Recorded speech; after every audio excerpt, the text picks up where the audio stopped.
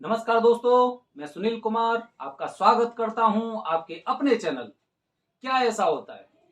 दोस्तों, मेहंदीपुर बालाजी के बारे में आपने काफी जानकारी सुनी होगी, लेकिन हो सकता है कि आप जो कार्य करना चाह रहे हैं उसके अनुसार आपको पूरी जानकारी नहीं मिल पाई हो कि आखिरकार अगर मुझे ये कार्य करना है तो वो कैसे पूरा होगा। एक विधि होती है, एक नियम होता है। तो आज मैं अपने वीडियो के माध्यम से जो मेहंदीपुर बालाजी में दो चीजें फेमस हैं, एक वहां पर दरखास्त लगाई जाती है, दूसरी वहां पर अर्जी लगाई जाती है। अर्जी कैसे लगाई जाती है ये मैं आपको बाद में बताऊंगा, लेकिन सबसे पहले मैं आपको बता रहा हूं कि दरखास्त क्या होती है। दरखास्त एक तरह से, जैसे अगर हम पुरानी भाषा में बात करें तो दरखास्त का मतलब हो गया एक तरह से हाजिरी भी हो गई। मेहंदीपुर बालाजी के मंदिर में हाजिरी। तो दरखास्त क्या होती है, दरखास्त क्या होती है उसके बारे में मैं आपको बताऊंगा। तो सुनिए, दरखास्त क्या होती है। पहले का समय था, आपको पता है मेहंदीपुर बालाजी का जो मंदिर है वो दो पहाड़ियों के बीच में है। और पहले क्या होता था कि वहां पर चोर डाकू वगैरह ऐसे लोग होते थे, और उसके उसके अलावा कुछ ऐसे जो जंगली जानवर थे, क्योंकि पूरा एकदम वीरान क्षेत्र था वो। तो वहां पर वो जंगली जानवरों का भी खतरा होता था। तो जैसे ही इंसान घर से निकलता था, जैसे ही घर से निकलता था तो घर पे ही, और वो मेहंदीपुर बालाजी से प्रार्थना करता था, वो दरखास्त लगाता था कि मुझे आपके दर्शन प्राप्त हो जाएं। और जब वो घर पे रहते हुए जब वो ऐसी दरखास्त लगाता था तो उसे वो दर्शन हो जाते थे। और ये वहां की मान्यता है कि वहां पर उस रास्ते में ना तो उस जो श्रद्धालु था उसे ना तो कोई जंगली जानवर परेशान करते थे, और ना चोर डाकू उसे कुछ तंग करते थे, बल्कि वो सुरक्षित घर लौट के वापस आता था। ये होती है दरखास्त कि इंसान ने अपने घर से प्रण किया कि मेहंदीपुर बालाजी महाराज मुझे आप दर्शन कराइए, मुझे दर्शन करने हैं। और घर पे ही उसने एकदम आंख बंद करके हनुमान जी महाराज का नाम लेके, बालाजी महाराज का एकदम उसने विनती की। और विनती करने के बाद क्या हुआ कि वो यहां से दर्शन करने गया, और दर्शन करने के बाद वो सकुशल वापस लौट आया।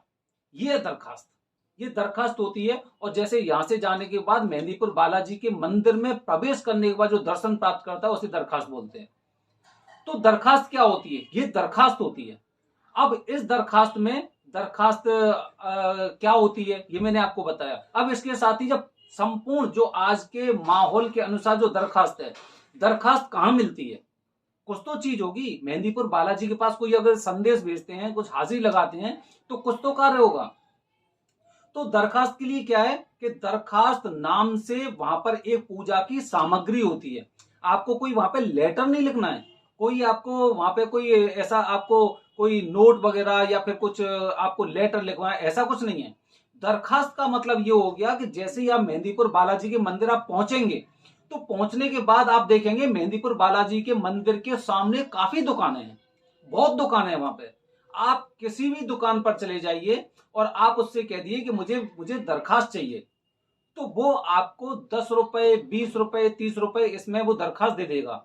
बहुत अभी कुछ साल कोरोना काल से पहले वहां पर दरखास्त की जो रेट थी वो 10 रुपए थी। अभी कोरोना के बाद से हो सकता है वहां पर रेट 20 रुपए या 30 रुपए हो गई हो। वो मैं आपको होली के बाद बताऊंगा, क्योंकि होली के बाद में मेहंदीपुर बालाजी जाऊंगा, और वहां पे जाने के बाद मैं वहां पे और आपको वीडियो के माध्यम से बताऊंगा कि ये दरखास्त होती है, अर्जी ऐसे लगाई जाती है। तो 10 रुपए, 20 रुपए सभी दुकानों पे लगभग एक ही उसकी कॉस्ट होती है। तो ये दरखास्त होती है, आप इसे लेके जाएंगे। अब दरखास्त में क्या होता है मैं बता रहा हूं आपको। दरखास्त में वहां पे क्या होगा कि एक वो छोटा सा दोना देगा। दोना तो आप सभी लोग जानते होंगे, दोना होता है एक, और दोने में बिल्कुल छोटे छोटे से 6 लड्डू होते हैं। उन लड्डुओं के साथ कुछ बतासे होंगे और घी की मात्रा होगी। काफी लोग आजकल घी को दीपक में देते हैं।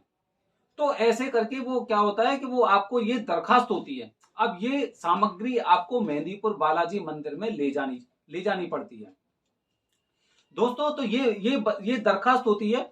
और दरखास्त में जो मैंने आपको बताया ये वाली सामग्री होगी, जो हर दुकानदार आपको वही सामग्री देगा। हर दुकानदार आपको, आप किसी के पास चले जाएंगे, 10 रुपए, 20 रुपए, 30 रुपए, एक ही रेट होगी। अगर एक इंसान 10 रुपए की दे रहा है तो वो 10 रुपए की होगी, अगर कोई 20 रुपए की दे रहा है तो 20 रुपए की होगी। उसकी रेट एकदम फिक्स होती है। तो दरखास्त का सामान आपने ले लिया, अब दरखास्त लगेगी कब, ये भी मैं आपको बताना चाह रहा हूं। दरखास्त कब लगेगी, काफी लोगों को ये नहीं पता है कि दरखास्त आखिरकार कब लगती है। तो मैं बता रहा हूं, दरखास्त लगाने का जो समय होता है वो सुबह 8 बजे से दोपहर के 11 बजे तक। दोपहर के 11 बजे तक मतलब दोपहर 12 बजे से पहले 8 बजे से 11 बजे तक सुबह के समय पे और दरखास्त लगाई जाती है। ठीक है, उस समय आप वहां पे मेहंदीपुर बालाजी मंदिर जाइए, जो आपको सामग्री दुकानदार ने दी है, जो दरखास्त दी है उसे लेके आप जाइए और 8 से 11 बजे के बीच में आप मेहंदीपुर बालाजी के मंदिर आप पहुंच जाइए और वहां पर आप उस दरखास्त को लगा सकते हैं। लेकिन आपको इसमें एक विशेष ध्यान रखना है। विशेष ध्यान आपको क्या है कि इसमें एक एकादशी की तिथि नहीं होनी चाहिए और ना ही ग्रहण होना चाहिए।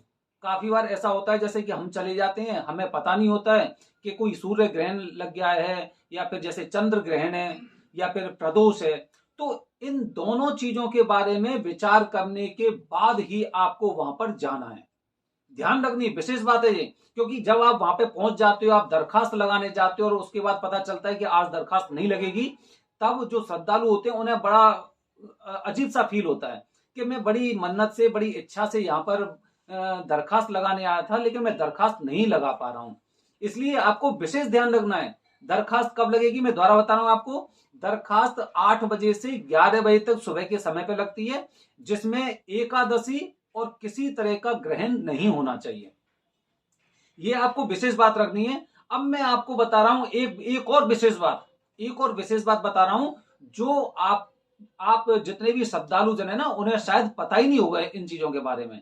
एक और जो सबसे इंपॉर्टेंट बात है, आपने अपने मन में कोई चीज सोची, कुछ मनोकामना आपने सोची आपने, और आप यहां से मेहंदीपुर बालाजी के मंदिर जाने वाले हैं। अब मेहंदीपुर बालाजी के मंदिर जाने वाले हैं, आपको दरखास्त लगानी वहां पे। तो मैं आपको एक एक और विशेष चीज बता रहा हूं जो आपको जरूरी रूप से आपको वो कार्य करना है। जैसे सपोज करते हैं कि मंगलवार है, कल मंगलवार है, तो सोमवार की शाम को आपको कुछ सामग्री अपने घर लाके रखनी है। अब उसमें से क्या सामग्री होगी, आपको उसमें से कुछ लौंग लेके आनी है, आपके पास पान का पत्ता होना चाहिए, आपके पास लाल कपड़ा होना चाहिए, आपके पास खुले हुए 11 रुपए या 51 रुपए आपकी श्रद्धा के अनुसार होने चाहिए। ऐसे कुछ सामान आप और लड्डू लड्डू भी आपके पास होना चाहिए। अब आपको क्या करना है, सोमवार को आपने पूरी सामग्री अपने साथ रख ली। अब उसके बाद क्या होता है, उसके बाद जैसे ही आप सुबह नित्य क्रम से निवृत्त होंगे, नहाने धोने के बाद फिर आपको क्या करना है, आपके सामने जो आपने अपना मंदिर बना रखा है या पूजा स्थल बना रखा है, उधर ही आपको ये लाल कपड़ा बिछाना है। और लाल कपड़े को बिछाने के बाद फिर आपको पान का पत्ता लेना है, पान के पत्ते पे ही आपको वो लड्डू रखना है, लौंग रखनी है, तुलसी का पत्ता रखना है और उसी पर 11 रुपए रखने हैं। और 11 रुपए रखने के बाद आपको क्या करना है कि आपको उसमें पूरे वो जो लाल कपड़ा होता है उसमें आपको गांठ बांध देनी है। गांठ बांध के आप उस लाल कपड़े को अपने सामान के साथ, जो आप मेहंदीपुर बालाजी ले जा रहे हैं उसके साथ आप रख सकते हैं। लेकिन इसके लिए एक विशेष और इंपॉर्टेंट बात मैं बता रहा हूं, जैसे ही आप ये कार्य कर चुके हैं तो उसके बाद आपको कुछ भी ना तो खाना है और ना ही आपको कुछ भी पीना है। और वो कब तक नहीं खाना पीना है, जब तक आप अपने जिले की सीमा को क्रॉस नहीं कर जाते हैं। जब आप अपने जिले की सीमा को क्रॉस कर जाते हैं उसके बाद ही आप वहां पर कुछ खा और पी सकते हैं। तो दोस्तों, ये मैंने आपको दरखास्त लगाने के बारे में कुछ जानकारी दी है। दरखास्त कैसे लगाई जाती है, दरखास्त आपको कहां मिलेगी और दरखास्त लगाने से पहले आपको क्या करना है, ये सारी बातें मैंने आपको बता दी हैं। तो दोस्तों, ये मैंने आपको पूरी जानकारी मेहंदीपुर बालाजी के मंदिर में जब दरखास्त कोई लगाते हैं, अपनी इच्छा की पूर्ति के लिए लगाते हैं, तो ये मैंने आपको बात बताई है। एक विशेष बात और मैं आपको बता रहा हूं जो बहुत ही ज्यादा इंपॉर्टेंट है और वो अधिकतर इन सब कार्यों में देखी जाती है, कि जो आपकी मन की इच्छा होती है, जो आपकी मनोकामना होती है, जो आप मेहंदीपुर बालाजी से अपनी कुछ इच्छा पूर्ति के लिए मांग रहे हैं, वो किसी को बतानी नहीं है। उसका उच्चारण किसी के सामने नहीं करना है। उसका उच्चारण केवल जब आप अपने घर से निकलकर मेहंदीपुर बालाजी महाराज के धाम में, उनके चरणों में जब आप पहुंच जाओ, तब अपना नाम, अपने पिताजी का नाम, अपने गोत्र का नाम, अपने शहर का नाम, अपना पूरा पता वहां पर उच्चारण करना है। जब आपके साथ वो दरखास्त होगी, दरखास्त के साथ और अपना नाम, अपने पिताजी का नाम, अपने गोत्र का नाम, अपने शहर और अपना पूरा एड्रेस, वो पूरा वहां पर आपको मेहंदीपुर बालाजी के सामने बोलना है, रटना है। और उसके बाद अपनी इच्छा पूर्ति, जो आपने मन की इच्छा सोची है, वो भी वहां पर आपको बोलनी है। और उस जगह बोलने के बाद आप उन बातों को किसी के साथ शेयर नहीं करोगे। ये ध्यान रखनी है आपको। आपको अपनी मनोकामना जो आपने मांगी है वो आप किसी के साथ शेयर मत करना, क्योंकि जैसे ही अगर आप उसे शेयर कर दोगे तो फिर आपकी इच्छा, जो मनोकामना आपने मांगी है, उसके पूर्ण होने में विलंब हो सकता है। आपकी मनोकामना स्वीकार नहीं की जाए। इसलिए आपको वो नहीं बतानी है और आपको 1 साल तक वेट करना है, क्योंकि कहा जाता है कि जैसे कि अगर आपने कोई इच्छा या मनोकामना मांगी है तो वो 1 वर्ष के भीतर, 1 वर्ष के अंदर वो पूरी हो जाती है। बस कुछ सावधानी जैसे मैंने आपको बताई, वो सावधानी आपको रखनी है। अगर आपको दरखास्त से संबंधित अगर कोई भी जानकारी और चाहिए तो हमारे कमेंट बॉक्स में आप अपना मैसेज हमें शेयर कर सकते हैं। हम अपने वीडियो के माध्यम से आपको, या फिर कमेंट के माध्यम से हम आपको उसके अनुसार जो जरूरी बातें हम आपको बता सकते हैं। तो दोस्तों, ये मैंने आपको बताया मेहंदीपुर बालाजी की दरखास्त के बारे में। आगे की वीडियो में मैं आपको बताऊंगा दरखास्त की पूरी विधि, कि दरखास्त किस तरह से लगती है। अभी तो मैंने आपको बता दिया दोना देगा, दोने में ऐसे होगा वैसे होगा। अगली बार बताऊंगा कि जो दोना होता है, दोनों में कौन कौन सी सामग्री होगी, कितनी कितनी कहां पे होगी, कितने बार में पूरी होगी। सारी बात मैं आपको इस वीडियो के बाद, जो मेरा वीडियो आएगा उसके माध्यम से मैं आपको बताऊंगा दरखास्त का एकदम कंप्लीट जानकारी, की दरखास्त किस तरह लगती है। धन्यवाद दोस्तों। अगर आपको मेरी वीडियो अच्छी और पसंद आती है तो इसे ज्यादा से ज्यादा लोगों तक शेयर करें। जय हिंद दोस्तों, जय भारत, हर हर महादेव, जय हो बालाजी महाराज।